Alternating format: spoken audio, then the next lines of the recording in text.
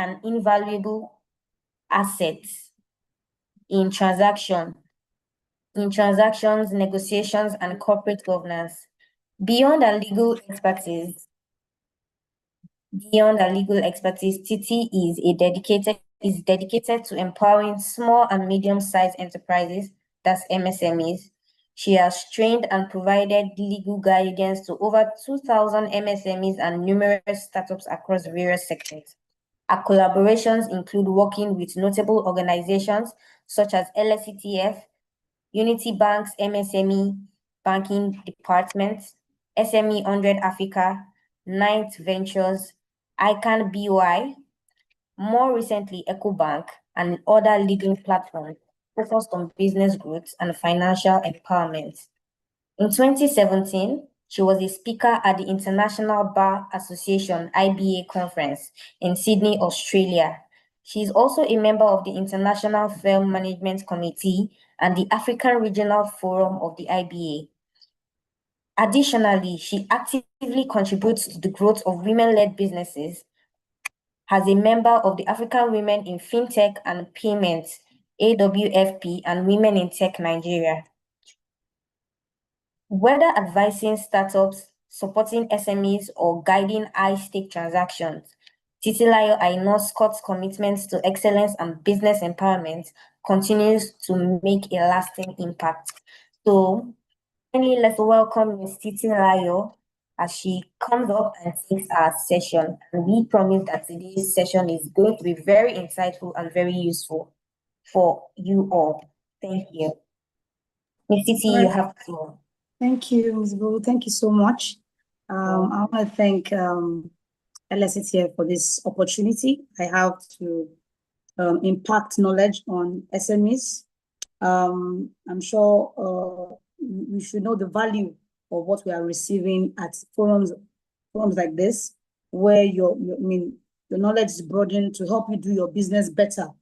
Thank you, LSETF. Thank you, everyone. I appreciate the opportunity, and I trust that at the end of today's session, everybody will be able to go on with something very valuable that can help their business and help it to scale. Let me know if you can see my screen. So please, can you indicate to me, Ms. Bolu, if you can see my screen? Yes, ma'am, we can see your screen. All right, thank you very much. All right, so sorry, apologies, ma'am. I would like to launch a poll now before you start the session, at least so before you start moving your slides, so people can, fill the poll, and then it will not obstruct what you are talking about. No problem. So thank you. The poll has been launched on the screen now. Please kindly fill the poll so we can continue with our conversation now. Thank you very much. So can I go on? Yes. Thank you. All right, so thank you, everyone. So here I was told to speak about simple contracts and agreements that the businesses need. So I titled my presentation, The Handshake Economy and Its Limits, and we'll find out more about that as we go on. So I want to welcome everyone. Please put on your thinking cap. You are businessmen, businesswomen. You do business on a daily basis. You are the life of the economy, particularly in Lagos State. And what LSETF is always seeking to achieve is how to build better businesses. It's easy for someone to, I know a particular place in Yaba there where they used to sell akara, and just normal akara. But after a while, they made it so, it became so organized and, unlike before. So there's always a desire to scale your business so that it can get better. And I know that everybody here has that desire. Okay, I've already been introduced. My name is Titilayo Aina-Scott. I'm a legal practitioner. I've been a lawyer now for like 19 years. And I'm the managing partner, Scott's Legal, Technology and Innovation, and also Commercial and Dispute Resolution. We provide services to different clients. That's who we are. We have different partnerships, as we have highlighted in my bio. LSETF is one of our partners. Unity Bank, Eco Bank, we work for them, and quite a number of SMEs that we work for in this space. Our clients are varied. We have big clients, we have small clients, we have general clients. We service so many people in the space, and that's our clientele. We know the law, and we do our work well. And we hope to be able to work with some of you here. Some of the hubs we partner with, we have highlighted ICANN, BOI, Knight Ventures, Impression Hub, and so many people that partner with us to help their startups and SMEs to, to be able to organize their business in the legal sense. So let's go right into it. The handshake economy and its limits. Handshake is familiar to how we begin businesses in Nigeria. Two parties meet, probably maybe through an introduction. Somebody introduces you, like Ms. Bolu said, in this place now. She said, look, you can meet your next client, you can meet your next customer. So somehow, maybe as we go on, you might meet somebody, so that's what we call handshake. You are familiar with them based on, an introduction. You discuss a deal, you agree on terms, you shake hands, and, someone says, look, don't worry, I'm going to survive. Just like any other relationship, even marriage, when people come together at that initial stage, everybody's excited and, things look so good. It's much later that you now find out that, the other party has their own issues and you also have your own issues. So people say my word is my bond, and, they say it with pride. However, is this sufficient to carry out a business deal? That's what we want to find out. Don't forget that Nigeria has a high trust culture. We deal with people we know. I mean, if you want to give your work to a lawyer now, probably because I'm affiliated with LSCTF, you can say, oh, I met a lawyer at LSCTF, let me call her. So we usually deal with people we know, sometimes people in our church, our mosques, our town, our family network. So we rely on familiarity, and that is not weakness. It's actually a survival mechanism, but in a complex economy. However, how do we translate this high trust culture into business dealing? And that is what we want to talk about here.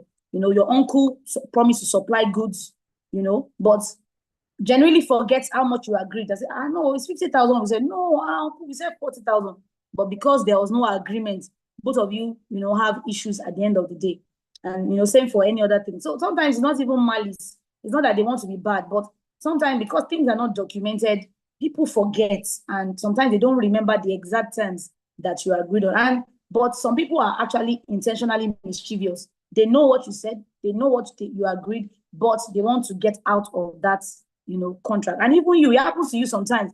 Maybe there was a time we agreed to a particular fee. And when that work started, I was like, oh my God, this fee does not cost this work. So sometimes it happens like that. You are now wondering, how do I get out of this, relationship? This thing is not going to work because the fee I quoted is too low. So things like that happen. So,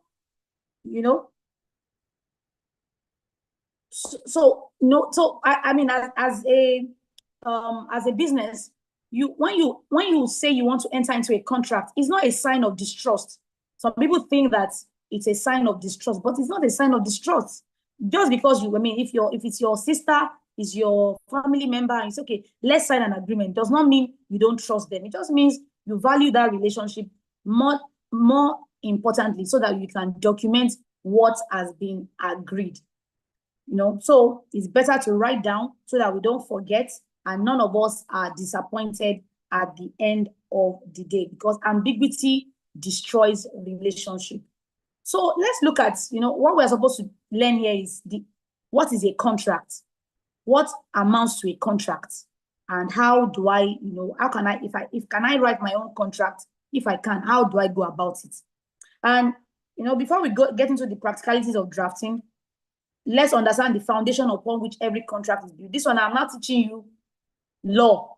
This is law 101, as we learned it in school, but that is the foundation of every single contract. So what we call the ingredients of a valid contract. Before a contract can be valid, there must be one offer. There must be an offer. So an offer it's not a vague statement. It's like, oh, I would like to work with you someday. Maybe somebody sends you say, oh, we would like to work with you in the future. You now say, oh, we have an agreement. No, you don't have an agreement. That is a vague statement. So it's a specific proposal. For example, I will supply 50 bags of rice at the rate of 32,000 naira per bag, delivered to your shop at Mushin. That is a clear offer. And it could also be you asking, I would like you to supply 52 bags of rice at, let me know your cost. So that is an offer.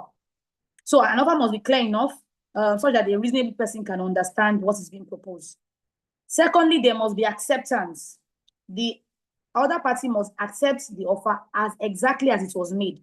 If the customer says, I accept, but I want you to deliver the rice to my house at Ikeja, that is not an acceptance. That is a counter offer. So you have to accept that, because the logistics for Mushin might be different from the logistics for Ikeja. So if a client makes a counter offer, you need to accept that before you can move on, before you can say that both of you are added and you have mutually agreed. So, so you must know the difference between acceptance and a counter offer. If there's a variation of the term, that is a counter offer that is now left for you to accept. You can say, oh, I'm sorry, I cannot deliver to Ikeja. I don't do delivery to Ikeja. Or, okay, I will deliver to Ikeja, but it will cost so. So both of you now agree, and that is when, you can say you have agreed. The third thing is that there must be consideration, what we call consideration. There must be exchange of value. It's often money. So that means, for example, the client pays an advance. So that client has advance consideration. That means, they have shown their intention to move that relationship forward. But it does not have to be money. It could be a promise to perform a service or a promise to refrain from doing something. We have a case currently going on in court. And, it was a foreign company. They were trying to come into Nigeria. So the contact person, they decided discussing the business deal, how they were going to come to Nigeria.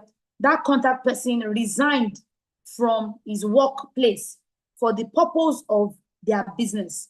So somewhere down the line, they reneged and said they are no longer going on. They now went on with another party and got a very big deal and, and executed with that party and left, that particular person hanging. So he didn't bring money, but he resigned from his employment on that account. That is what we are, taking to court as, look, he has furnished consideration by resigning from his workplace and, his lucrative job to focus on the work of this kind. That means they intended to take that relationship seriously. Finally, there must be intention to create legal relations. So that means both parties understand that they are entering a serious business agreement, not just a casual social arrangement.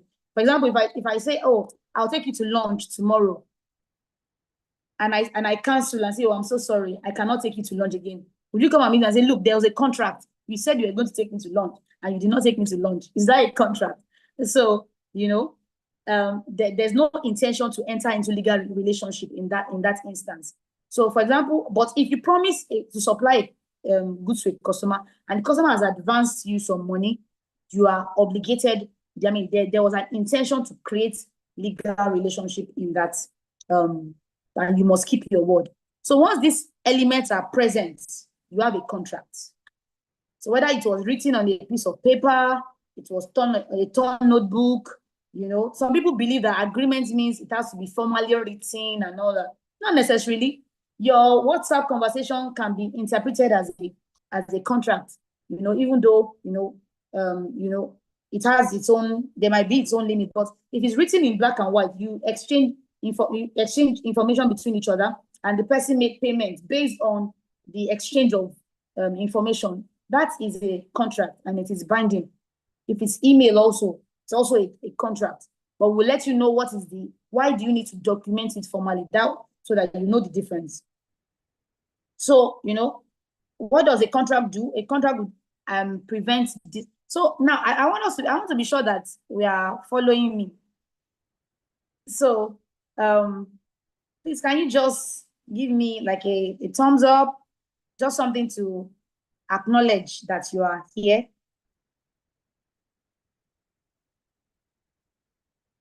I don't know if Zoom allows us to thumbs up or something, just to show that you are listening and you are here. All right, thank you, Ms. Raimot. Anyone else there? Okay, Mr. Ahmed, thank you very much. All right, thank you very much. All right. Okay, so thank you, Mr. Keller. I can see your thumbs up. So once you have that, so don't forget that a verbal contract also is a verbal contract is a contract. But the problem with a verbal contract is that it is difficult to prove what the parties agreed. So that's why it's better to be written. If someone says, oh, we agreed on 30,000, I don't know, we agreed on 40,000. I remember that day I told you I cannot do it for 30, and you said 40 was okay. You know, that's oral, and that's the reason why it's better to, you know, to be written, so that when memory fades, you'll be able to have something solid. So let's look at you as an SME or an MSME. Let's look at some contracts that are important for your business that you might not be paying attention to right now. The first is a what we call a non-disclosure agreement. A lot of people want to, you know, they want to discuss with investors. They want to discuss with other business partners. They have a very good business idea or whatever, and they want to discuss with someone. They want to bring somebody else on board.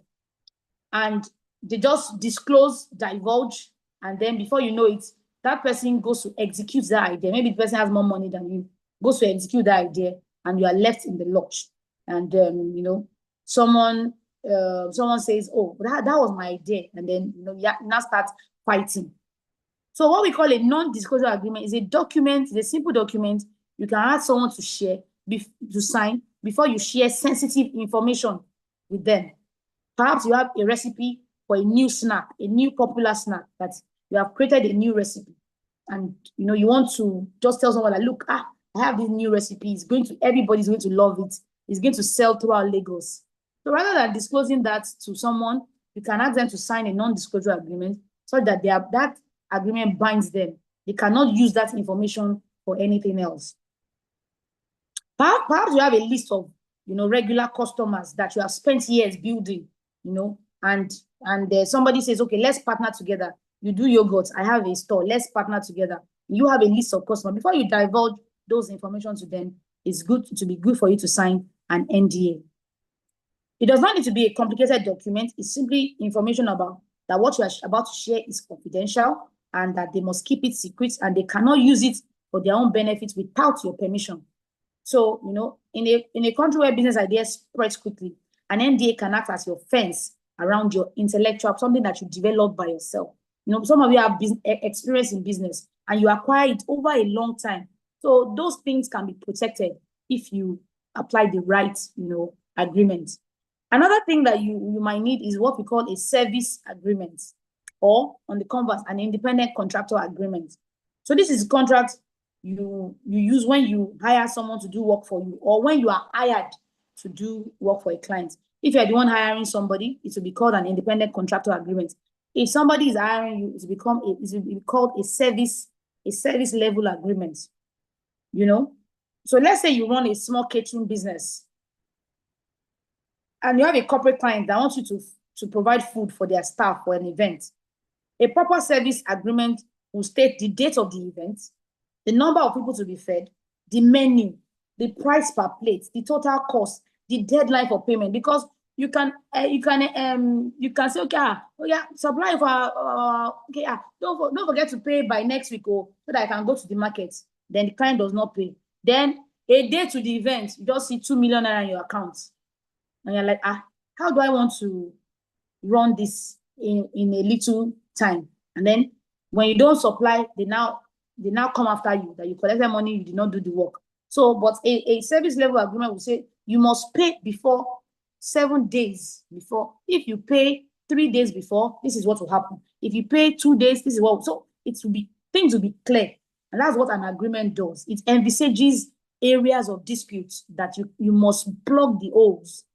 You know, a good agreement will answer this question in advance, preventing loss that could cripple, your small business. Another essential document would be terms and condition of sale. It's not always a separate contract signed by both parties. Oftentimes, it's printed on your invoice or your receipt, or when you go on those internet sites, they have terms and conditions that once you click, I agree, it becomes binding. I know some of you, a lot of you don't read terms and conditions, and even for your business, you must have terms and conditions. The terms would state things like the return policy. If you have sold a good to a customer, for example, a customer buys a pair of shoes and he takes them home, they don't fit, and can they exchange them? What is your policy on that? Can they exchange them? Within how many days? Imagine a customer brings the shoe back after 5 years and say, look, I was not around, I didn't, and I'm not want it, What about if the goods are faulty? What's your policy on that? How soon should they notify you? How do you know whose place the fault happened? So many things like that are the terms that you want to put in your, and you can point the attention of your customer to it. That please read our terms and conditions, so that they will not say, oh, I did not read it. I didn't read it. Oh, maybe you just put it there. I didn't read anything. So it goes beyond the you can put it on your wall. Depending on, maybe if I tailor now, you put on your terms and conditions. You must pay before, before you collect the clothes, you must pay the balance. All those things, so that they can see it and not say they did not see it. So this will protect you from customers who may change their minds long after purchase and then demand a refund. Of course, some of these are also governed by FCCPC, Federal Consumer Protection Commission, who also signify there's some specific things in that law that you must also be aware of. So when creating your policy, if you say you can never return it, that might be against the FCCPC rules, because you can't say a customer, if he buys a faulty item from you, but this issue is, how should it be returned? When should it be returned? How would the refund be done, and all that? Another agreement is partnership and founders agreement, partnership agreement. Okay, so people are always excited to go into a partnership. Somebody is bringing money, and then you are there. You are the one doing the mental work, And so, what will be the agreement between the both of you?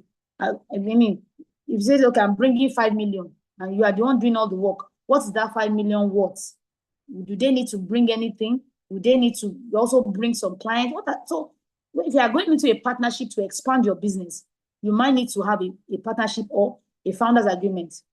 So, for example, if you are starting a business with your friends, with your family, it's good to have a partnership agreement. Sometimes it's difficult to draft. You are like, if I go and give them an agreement now, they might say, my mom might say this, my dad might say this, my brother might say this, but you're actually saving everybody from headaches. You can agree. You don't need to impose terms. All of you can agree on the terms and then document it. So let's also look at, another agreement that you must have, those of you that rent shop, rent office, workspace, you need a clear tenancy agreement. In Nigeria, tenancy disputes are the most common sources of legal trouble for small businesses. A proper agreement should state the amount of rent, the due date, the length of the tenancy, the notice period. Some of you, they give you tenancy agreements. Before you can say, Jack Robinson, you have signed it. You don't know the content. You don't know what the landlord has put. The landlord will employ a lawyer to prepare the agreement. You just take the agreement and sign. When things now start to happen, you now start running helter-skelter. You can prevent all of that. Get a lawyer to review the agreement for you, and to see the things that have been put in it, so that there was a case we had. This was a very big company. Their landlord just came, because of one dispute or the other, and locked up the factory, and that was the end of that business, because they went to court. We were in court for more than 2 or 3 years, and the business was locked, and that was the business never came back again. So to avoid such things, you might need to, your tenancy agreement is very, very important to know, particularly those of you using workspaces. What is the agreement? Maybe they can throw your things out, they can reject your letters. You need to be clear on such things. So let's look at a simple, so they want us for us to let you know how to, draft a contract and the important clauses in the contract so that you too, sometimes your lawyer may even draft for you, but because you have a knowledge, when you read it yourself, you can also say, this thing is not there. This thing is not there. Do you understand? So don't assume that, your lawyer has done the best job. Lawyers are supposed to do their best job, and that's exactly what it is. But sometimes you might also have your own inputs to say, oh, you haven't covered this place. You have not covered this place. All right. So I'm sorry, I don't want to just be talking to myself. All right. Okay. So please indicate to me again that you are following. Please indicate to me that you are following. A thumbs up, a high five, something, a comment. Just to be sure that everyone is following me. So also drop in the chat box what's the nature of your business, so that if there's anything specific that I might need to also address concerning your specific business. Drop the nature of your business. Maybe you're into food, agriculture, what exactly do you do? Just a generic word for your business. Can we drop that in the chat?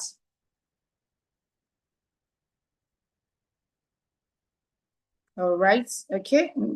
Fashion embellishment. Mrs. Raimot is in fashion embellishment. All right, that's great. Let's have others. So some of the things I've been talking about, they concern you. Let's have others. What is your nature? What's the nature of your business? All right. Mr. Mustafa says apparel production and sourcing. Fantastic. Ms. Onyechi says interior design, right? So logistics and transport, Mr. Taiwo, and see you. So some of the things I've been saying, definitely they concern, some of the businesses I'm seeing here. But if there's anything specific I need to also address concerning your niche, events catering, I've been talking about catering and food. So I'm sure that, you must be getting one or two things from that. All right, thank you, everyone. Meat processing, fantastic. Thank you, everyone, that you are participating. All right.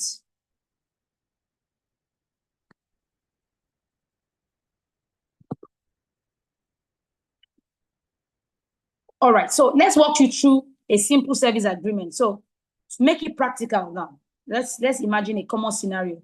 Now I'm going to use, this is a common scenario now, but let me take one of the businesses I've seen. Interior design. Here, the example I use here is a digital marketing agency. A client, maybe a boutique store, says you should manage their social media for 3 months. So that's what my scenario covers. But I can amend it to say, okay, you're an interior designer. And somebody says, oh, please come and design my house. And then, so what are the things that we need to be in that contract? The first thing is that you must have the parties to the agreement. Parties, who are the parties? That must be clearly stated. If someone is not a party, we have a case in court now. We have been trying this. Maybe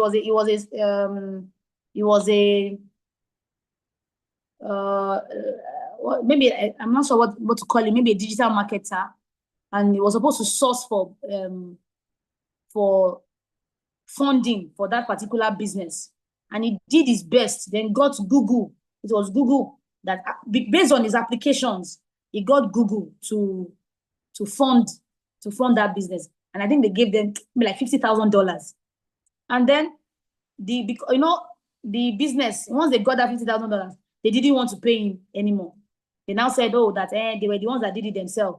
Because Google at the time of when they were processing it, Google was asking them to come for meetings. So they were the ones that attended all those meetings. So they said, oh, well, we're the ones that did it ourselves, so we're not obligated to pay. They were supposed to pay him 10%, which would have been $5,000. They said we're not, or maybe 15%. And they said we're not obligated to pay you any money. They now start saying they want to pay him 1 million naira. Like, no. So we went to court, and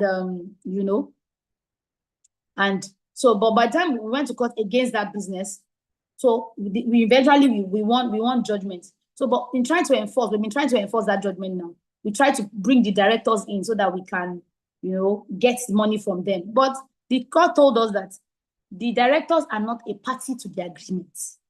So you cannot enforce the judgment on them. So parties to the agreement is very, very, you might look at it like, okay, it's very, very important.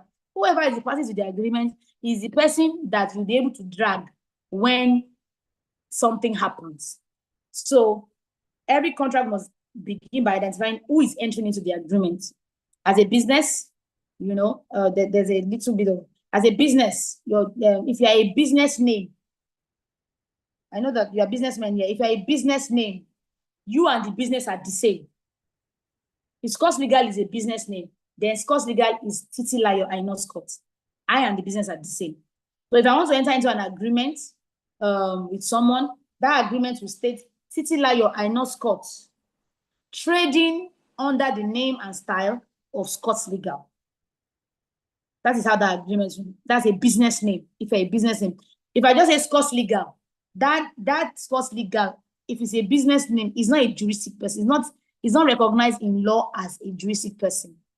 So the proper party should be Titilayo Aina Scott. That is me trading under the name, because it's only a business name.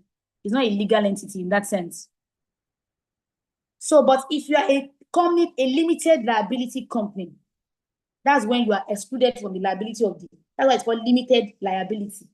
You are excluded from the liability of the company to the extent of your shareholding. So in that instance, it will be assuming Scott Legal is a company, Scott Legal Limited, and whoever you are entering into the agreement with.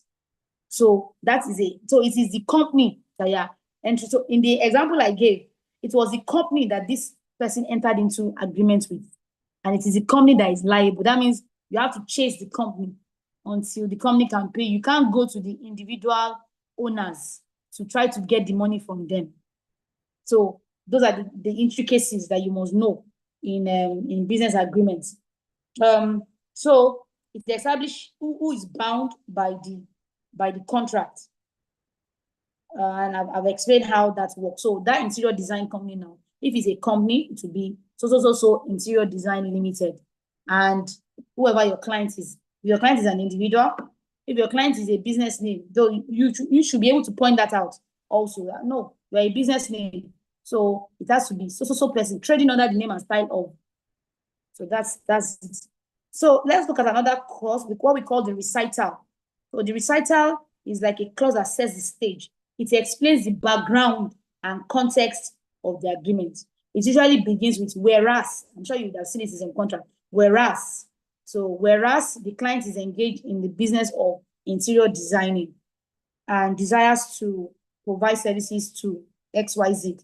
Whereas XYZ is an oil company trading in the Niger Delta.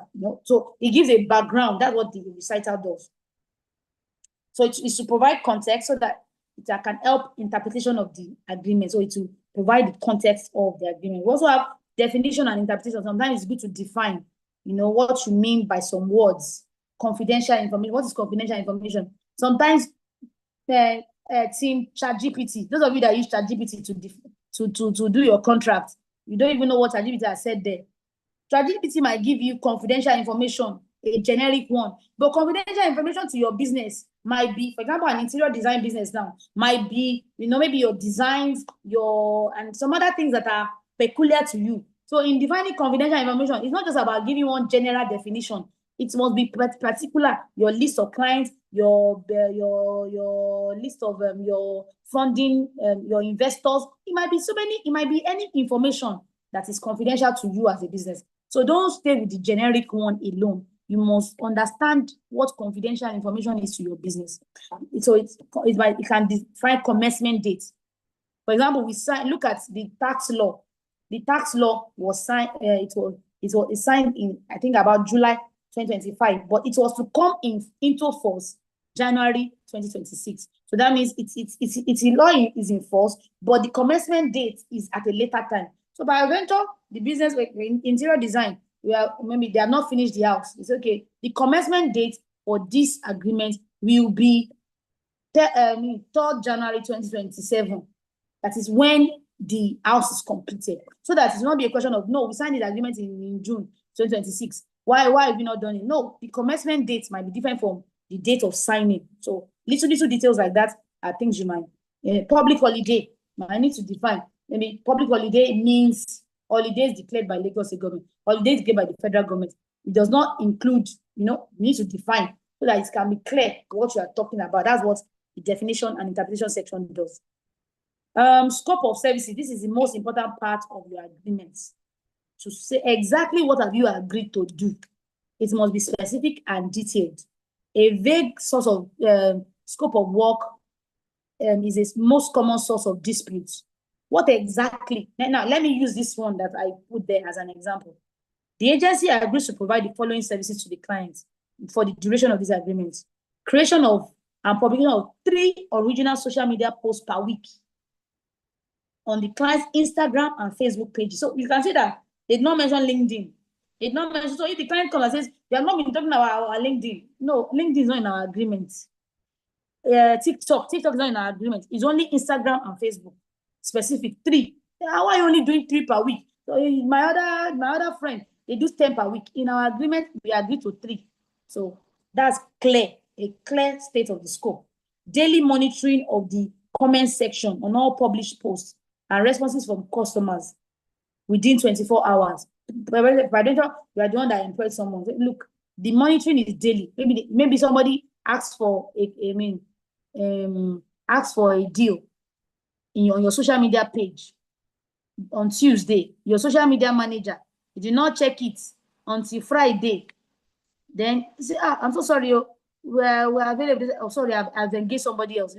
He has costed you some money because but you can say, "Look, we did not state how many days which I should be checking the social media page." But if you stated clearly daily monitoring, then he's at fault. And I'll say, "Look, we are going to do this, we are going to do that."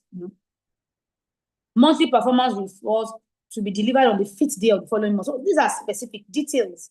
So there's no ambiguity. Everything is clear. So in defining your scope of work, be clear. Sometimes, again, ChatGPT users, Gemini users, when Gemini does whatever for you, check it very well, though. Let me give you an example. So this client says we should do something for him. That's how I want to use. Sorry, I know I'm a lawyer, but listen to this example. I went to use ChatGPT, or whether it's Gemini, I don't even know which one I used, to generate the terms. ChatGPT now says that the client will pay so amount, or 10% of the total amount spent. So you are hearing me? A work that was so tedious. That's how I sent it to the client. The client was like, yes. So in my mind, when I was paying 10%, I was like, this work would be more than 100 million. So the client now says he does not want this one. He does not want this one. He does not want this one. So by the time maybe the entire money we spent was like 500K. And I put in a lot of effort. So what was due to us was 10% of that 500K, which is 50K, 50,000 naira. So imagine. So don't rely on when even in defining your scope of work. Yeah, ChatGPT can help you to put it in a very good order, and form. But look at it very well so that you don't go and it won't have suggested a term that is unfavorable to you that you now communicate to the client. So by listing services this way, you create a boundary. If the client later asks you to create video advertisements or manage a paid influencer campaign, you know that is exempted. You have to discuss those terms. It falls outside the agreed scope. So terms and termination, very, very, very, very, very important. How will the agreement be terminated? There was this client too. He had an agreement with a developer. This application, those are developed applications. And a development agreement with a developer. I'm not talking about developers per building. I'm talking about application. So such a vague termination clause there that just a really vague term. So he wasn't doing the work well, and the client wanted to terminate. That look, you are not doing this work well. But by the time we look at termination clause, it was not done properly. So it became a problem. So the termination must be clear. How will you terminate? With 7 days notice, with 14 days notice. You should not also put a notice that is too long. Is it 30 days notice? That means you are stuck in that agreement for 30 days. You won't be able to terminate. So you must look at so that's why it's good to have, sometimes it's good to have a professional look at all these things. Sometimes too, lawyers can make slip, but it's good. I always like when we've done agreements, we now review it on a clause by clause. We discuss it. Let's look at it. Are you okay with this clause? No. Let's adjust it. So with that, we know that once that agreement will be watertight, so that there won't be any issues. So there's term. What is the term? This agreement will be for 1 year. This agreement will be for 2 years. It will be for 3 years. It will be for 6 months. It will be for 1 month. All those have to be stated. Then fees and payment terms. Fees. You must look at that clause. You're a business person. You must look at that clause very well. Money is lifeblood of your business. So this clause must be crystal clear. How would they pay you? 40% upon engagement, 30% after so. 10% after. It must be clearly stated. Your payment clause must be clearly stated. Method of payment, bank transfer, Naira account, dollar account, if there's late payment, what should happen? For example, now, in the event that any invoice is not paid within 7 days of the due date, the client shall pay an interest of so. Those are some of the things you can put in place in your payment terms. So there's also ownership and intellectual property. If it's a social media you are engaging a social media marketer, those graphics is designing for you. Who is the owner? And if you are the digital marketing agency, those things you are providing for the client, who is the owner? It must be who is the owner. It must be stated in the agreement, agreed. And if you are a digital agency marketer, and you are or a graphic designer, and you have done graphics for the clients, you should have a clause there that says, look, I will be able to use, for example, interior design now. I'll be able to use the pictures of this, whatever I've done, on my page to show what the work I've done, so that the client will not come and say, take it down. Why are you putting our pictures on the internet? You are breaching our fundamental right, things like that.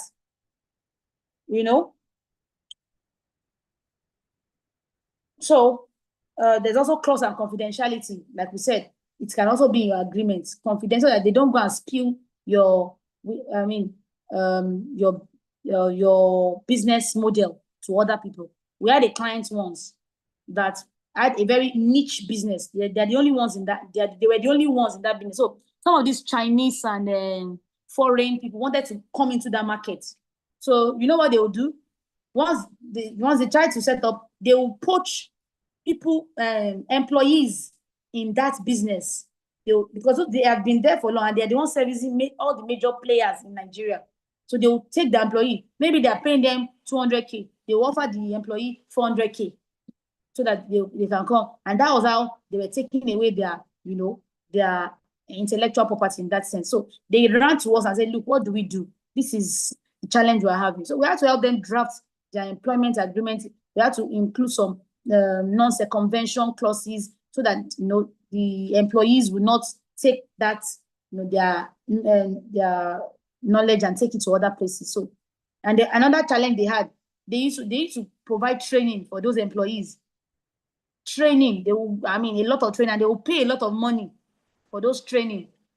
Once the employee finishes the training, back up, the employee is gone. You now use that training to go and get one job, another big job. So we have to do like a training bond for them that would cop such. Okay, the recording is stopped. I don't know. Can I continue?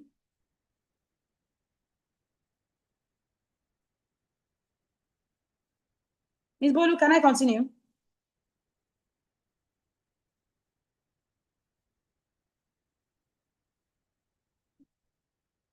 Ms. Bolu, can you hear me, please?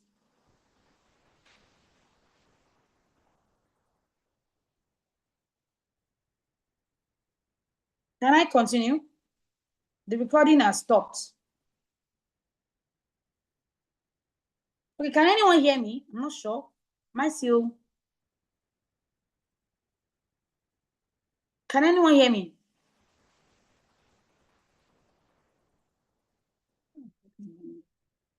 All right, okay. Okay. So, but can I continue? I know the recording has stopped. So can I continue?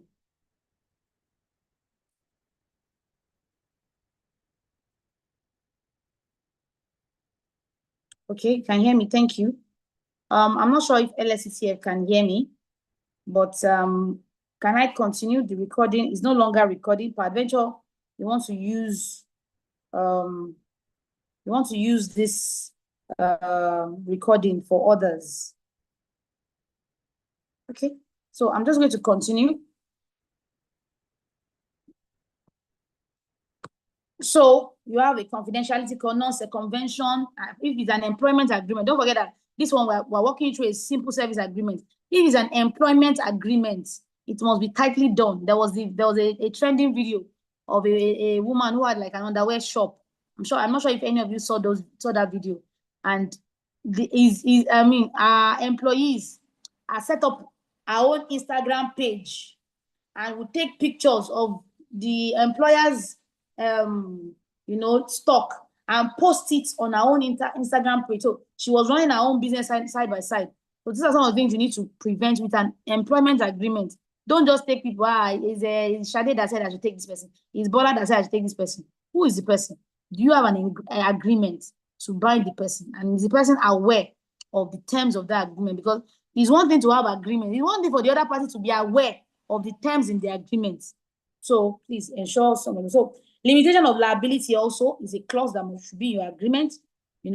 Typically to say total liability is arising out of the agreement shall be limited to the total fees paid. That is, even if there's going to be any liability, that's will be limited, because some people will say, look, you did not allow us to make profits.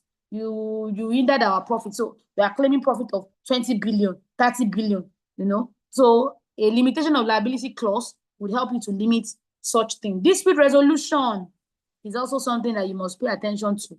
Litigation can be a bit of a costly, venture, so you can have like alternative dispute resolution. Sometimes those dispute resolution clauses will say, if there's any dispute, we must negotiate.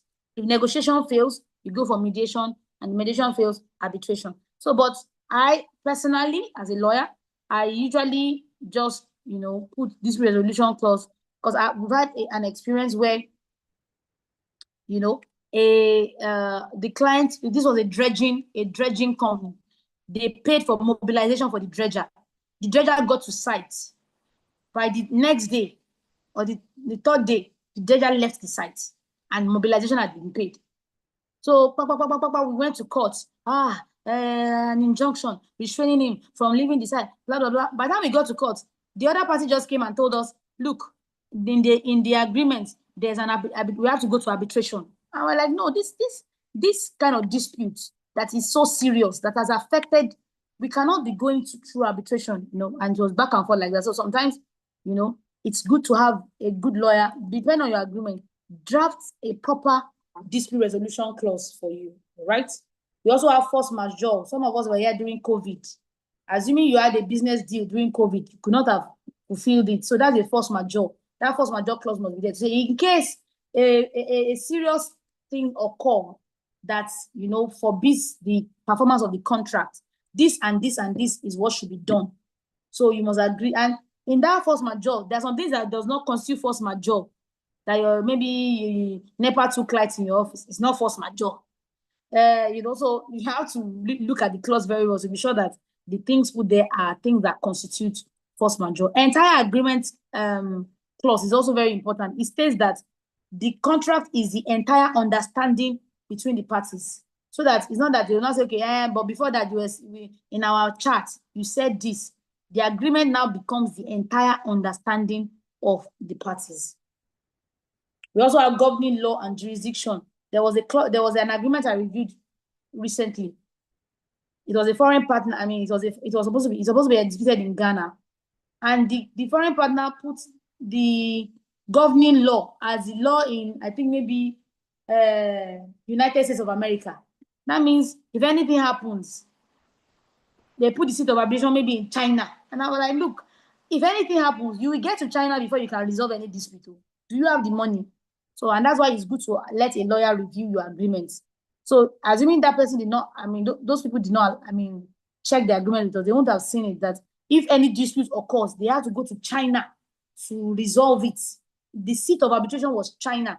That means everybody will come to China before it can be resolved. So no, those clauses are in agreement. So you need to look at it, the governing law. What is the governing law of that agreement?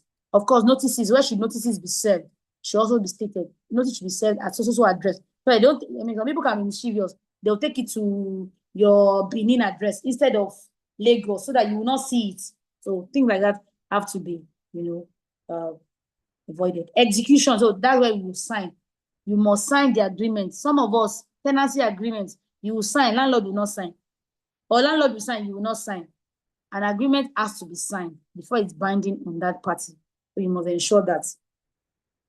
So let's look at some real life scenarios that we can, I've given some scenarios, but let's look at one or two other here. Let's look at this second one, a catering business. Funke runs a small catering business. She received a large order for a wedding reception. She bought all the ingredients, hired extra help, prepared the food. 2 days before the wedding, the client called to say the wedding was postponed indefinitely. So Funke is left with perishable goods and stuff she has already paid for. A service agreement with a cancellation policy would have protected her. It could have stated that in the event of cancellation, within 7 days of the date, 50% of the fee is still payable. Okay, all right, thank you. 50% of the fee is still payable. So probably she has used that money. And I know some clients say, use your money. Businessmen, I'm sure you know that. They say, use your money. Don't worry, I'll pay you. So they use your money to buy this and this and this and this. Then they now cancel. What happens? So a cancellation policy would have helped. You can be dragging them and say, no, did I say you should go ahead? Maybe I've been telling you that it's like this wedding will know. Maybe I've been, so, things like that must be clear. Let's look at Chidi also. Entered into a partnership friend to run a logistic business. I know there's a logistic company here too. They shared the work and profits into 2 years. Then one partner decides to leave to start his own competing business, then took the client list, arguing that it was his contract anyway.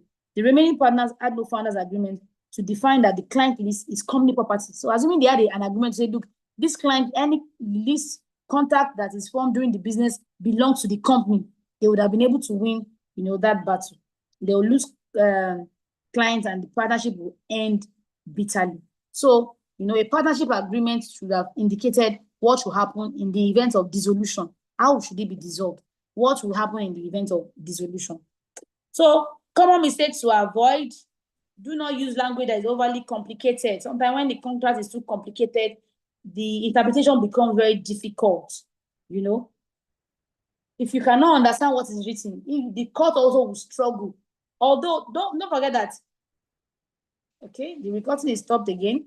So, but don't forget that some things are legal language that the lawyers understand. So, sometimes you're not a lawyer. Let me say that I'll read the agreement myself. You can read it and not know what is there.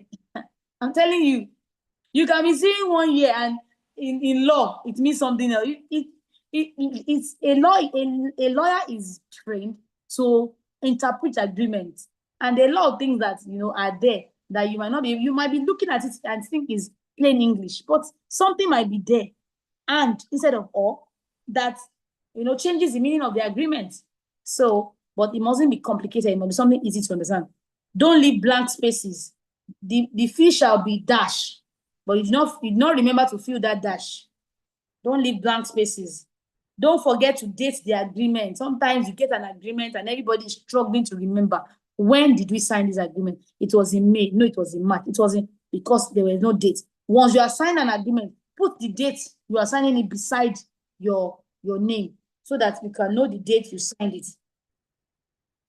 Do not rely on verbal amendments. We have already agreed.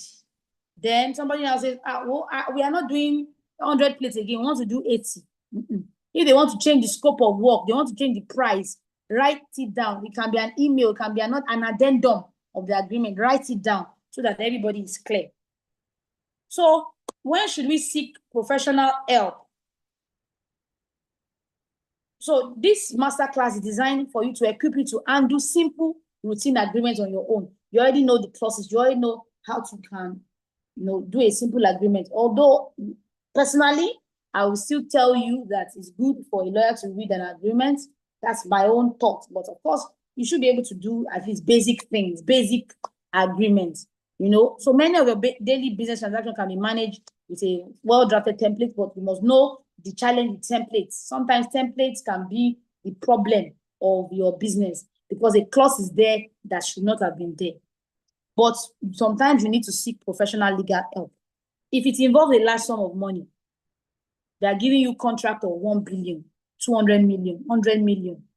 Get someone to read it. Get a lawyer to read it for you. If it's one that can significantly impact your business, if something goes wrong, it is wise to have a lawyer review it for you. If it is for a long-term partnership, a joint venture, the complexities are greater than a simple agreement.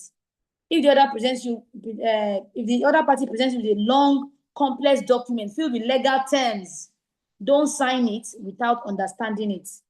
The cost of a lawyer's review is small compared to the cost of a bad contract. They give you like a 50-page document to sign, a 50-page legal document to sign, and you just take biro and you put your signature. You have mind, because you don't know. Because let me tell you the truth. I tell my colleagues, when I'm doing an agreement for my clients, I protect my client's interests. I don't know the other party. He's not paying me any money. If you contract me now to do your agreement, I'm going to protect your interests. I'm going to put clauses there that protect you. So if the other party does not check it, that's their own. In fact, some lawyers are wishing you will not check it. I'm telling you, when they do your agreement, they are hoping you will not check it. So there was a particular client that wanted to buy a property. So this family, they had a lease with your money, a lease for I think 90 years or 99 years, or I'm not sure whether it's maybe up to 90 years or something like that. So that means a lease means you are not the owner. That is when that 90 years expires, the property will revert back to your money, who are the owner. It's different from if it's between governments. You and government, then you are in 99-year lease. When the lease expires, it's between you and government. So if the government wants to renew, it's between you and them. But in this instance, it's with your money less. It will revert back to your money. So when they gave us the title document, they did not want us to know. They knew that title was defective, but they didn't say anything. So by the time I read it, I said, this is a lease now. And I wrote them an email. They now admitted, okay, yes, it's true. It's a lease. We don't really have. Can you imagine? So they knew that there was something wrong, but they didn't say anything. So if you don't have a good lawyer to look at it for you, somebody will say, oh, that title is registered. And they say, we went to Alausa. The document is there. We went to Alausa. It's in Alausa, but what does it say? You don't know. So very, very careful when you're doing contracts. A good lawyer does not complicate things. A good lawyer helps you to see risk that you might miss and helps you to draft language that protects your interests. So in conclusion, as we conclude this session, let us return to our idea of trust. Nigerian business environment, trust is our currency, but trust is not undermined by writing things down. Trust is undermined by disappointment and misunderstanding. When you present a contract to a client or a partner, you are not saying, I do not trust you. You are saying, I value this relationship enough to make sure we both understand exactly what we are agreeing to. I want to make sure that neither of us is disappointed. Start small. If you don't have any written agreements today, that's a simple one. You can, if it's employment, you can get a lawyer to, get us to do like a template for you.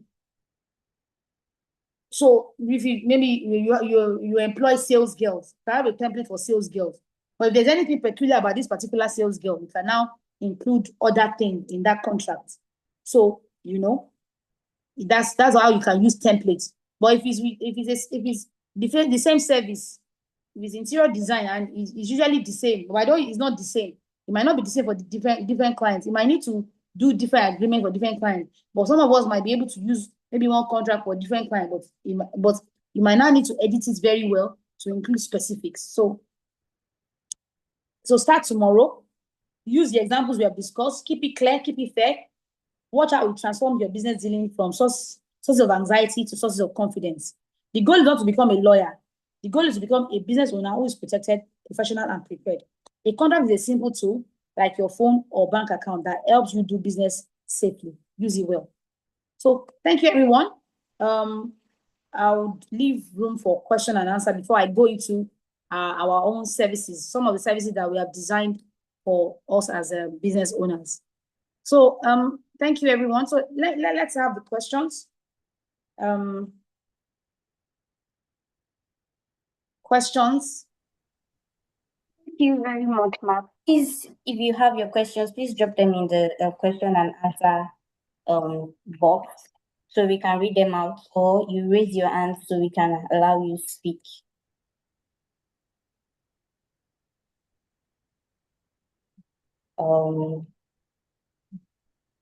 You can raise your hand so we can allow you to speak, or you drop your questions in the chat box.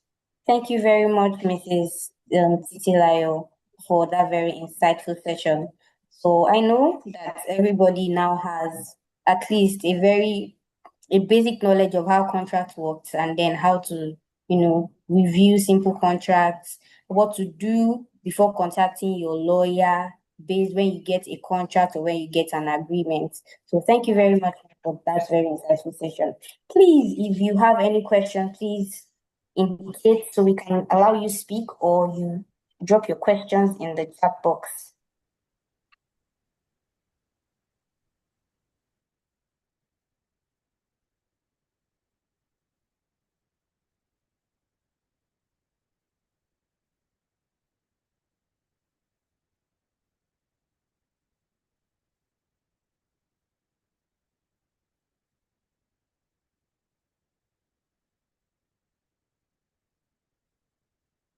Someone has their hands raised.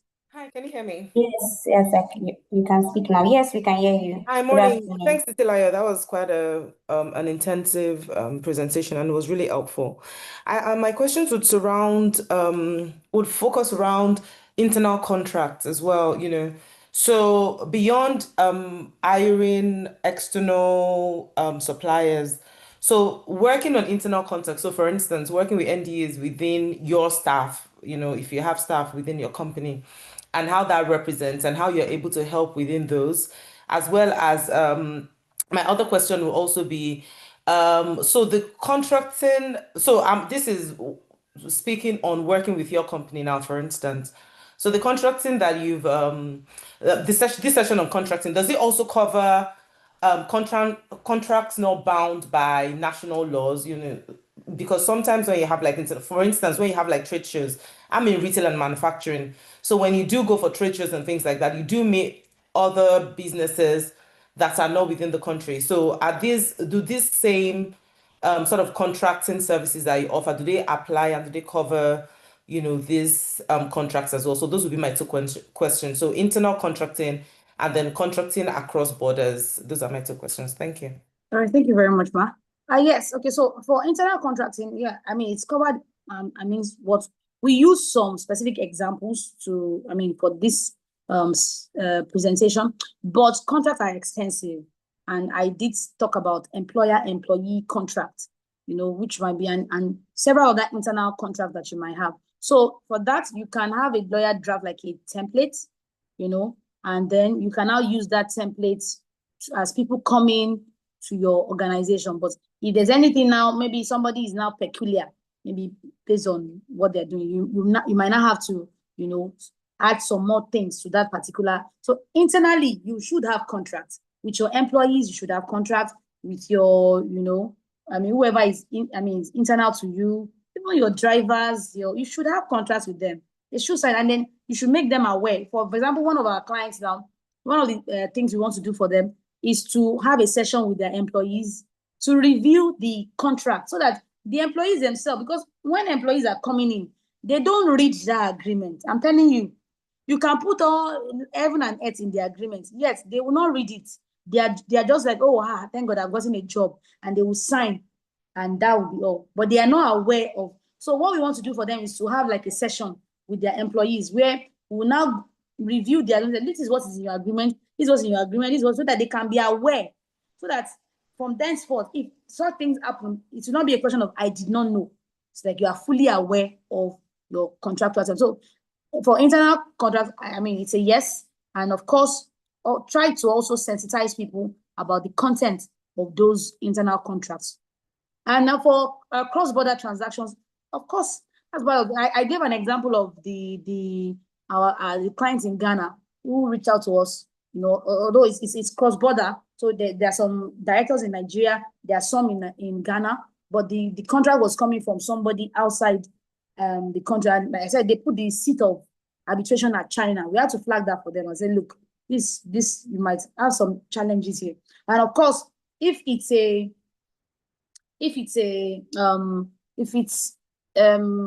contract that is fully situated in another country, it's also a lawyer's job. So, for example, we had one of the banks contacted us once to say, okay, they wanted to do something with at Delaware. So our own was to get a Delaware lawyer to do the agreement, and then so is it that we do it on our own? It's good to have a local partner, even if you are doing cross-border, and even if a foreign lawyer is involved, you can have a local partner also who would also act as a check in such transactions. So I hope I've answered your questions.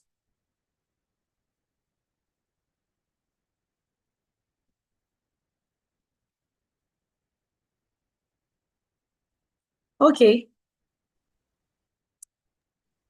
So I'm seeing a question here from Mr. Ahmed. Okay, so for a new business who finds protecting his business important, how can he proceed to having a lawyer proactively?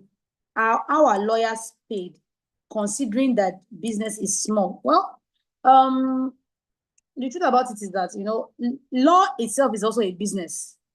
I'm a businesswoman. I have employees I have to pay, and, so, so you have to do it like that.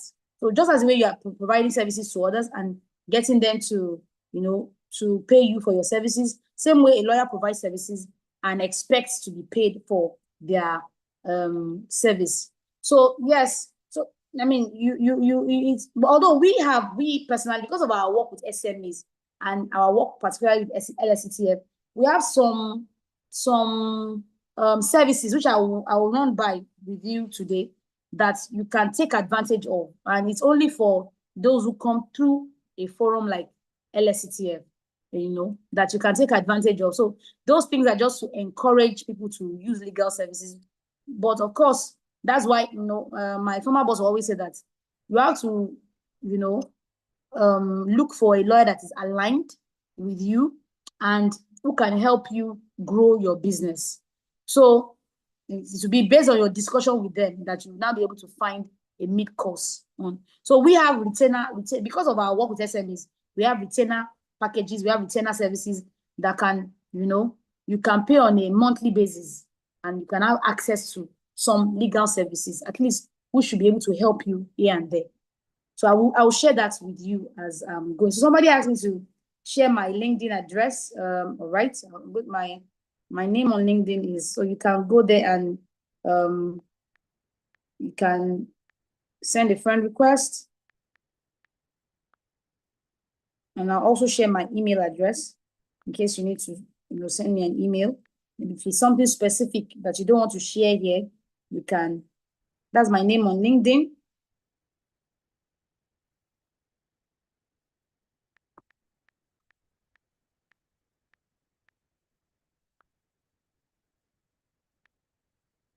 So let me drop my email address also.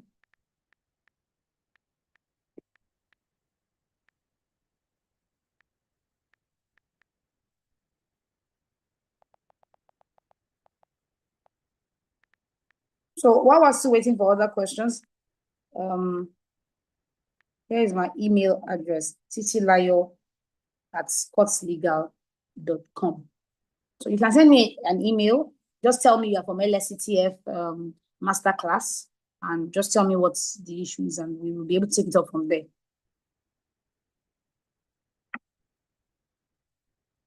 So while we're waiting for the questions, I can take you through some of the packages we have. But for Mr. Ahmed asking how you can get a lawyer to work with you in spite of your business being small. Like I said, you can't really compare, because law is also a business. You can't compare lawyers to, but you can find a partner that can work with you and help your business to grow. So some of the services some of the packages we offer, it's called I Will Call My Lawyer For You. It's just a small retainer package that we have created. It gives you access to call us to discuss legal challenges, 2 virtual meetings. Is a monthly package, 1 agreement review. We review 1 agreement for you, 1 employment agreement documentation, and 1 letter to a debtor or a business partner. And it's for 30,000 a month. So I don't think any business should have a challenge with subscribing to this kind of so 30,000 a month. It gives you access to these services. So that's why I said it's because we have been working with SMEs for a while. It's why we're able to design a service like this. So we call it I Will Call My Lawyer For You. You have a lawyer on your phone that you can call, say, oh, this is what's going on, this is what's going on. So these are the services we offer. So if you're interested in that service, you can reach out to us. We also offer what we call the shared costs. If you're a business, you can't afford legal services, and you have like 2 or 3 other businesses that also have that challenge, the 2 or 3 of you can come together. Then we charge something, less amount on the 3 of you. Then 3 of you can access a specific number of legal services a month. So we call it shared cost service. So you can take advantage of all that. That's one of the packages we also offer. Our company registration, we have the basic, we have premium. So we have basic that's, and our basic package is not just for you to also register your business and give you a certificate with now that FRS tax. I'm not sure about that anymore because it has now become a bit expensive, but free letterhead, free offer letter for your business or for your employers and for your employees, I mean. Then the premium, it comes with trademark registration, logo and brand. We also help you with your corporate account, and we also help you with 5 staff documents and 1 month free legal consultation. So these are packages that should help you to put your feet on the ground with access to cheap legal services. We also have, if it's a business name you want, we also have business name, basic and premium. So in conclusion, we have told you how to, what you should pay attention to in your contract. We have told you that you yourself, you can read the contract and, point out that, this thing is not there. This thing is not there. And, we also told you how you can come up with a draft document of the contract. However, we've also advised you to also seek legal help if it's important. So what was the next step action point for you as a business owner now is to review what you have. Do you have contract with your employees? Do you have contract with them? Don't say nothing will happen. Shebi is Sade. I know her very well. Don't say things like that. Because what do you call a risk? Why do you do insurance? It's not that you are expecting that you go and crash your car tomorrow now. It's because it's a risk that can happen. And if it happens, there must be a fallback. So contracts are also to prevent you from a risk of something that can happen. So as an action point now, review your relationships, you and your employees, you and your customers, you and your suppliers. What contracts do you have? Do you have the contracts in those different areas? And then, you can now, start knowing what to do based on that. So thank you, everyone. I think I'm okay. So somebody is asking, is there a minimum term limit on the retainer? So I showed you there's a monthly retainer, there are yearly retainers. So the shared cost service relates to a yearly retainer. So what we should have charged for a year would be one amount, but we would offer it at a particular amount for you.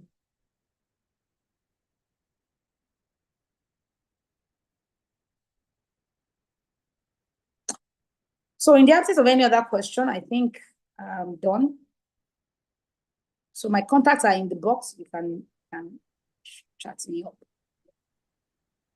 Thank you very much, Mrs. Titilayo. Thank you so much for the very insightful session.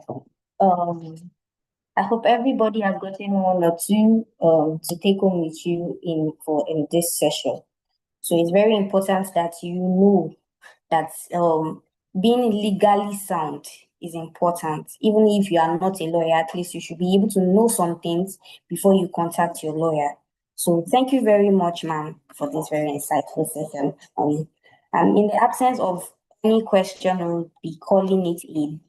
Thank you very much for joining our session. Same time tomorrow by 11 a.m. We'll be having our masterclass session. Do well to join. Check our social media on LinkedIn, YouTube, Instagram for updates on when we'll be having our masterclasses. We have sessions like this so that business owners would not be confused when you are carrying out your business. So you are aligned, and then you know the proper steps to take, you know what financial decisions to make, what are those risk mitigating factors you should consider, what are those legal factors you should consider. So thank you very much, and stay tuned for our next session. Do have a wonderful day ahead. Thank you very much. Thank you, everyone.